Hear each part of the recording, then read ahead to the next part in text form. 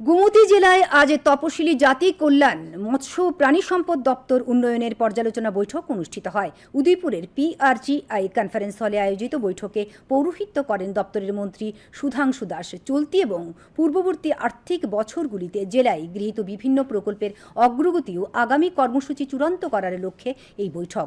মন্ত্রী ব্যাপক গ্রামীণ উন্নয়ন নিশ্চিত করার জন্য আধিকারিক এবং জনপ্রতিনিধিদের মধ্যে সমন্বয়ের উপর গুরুত্ব দিয়েছেন।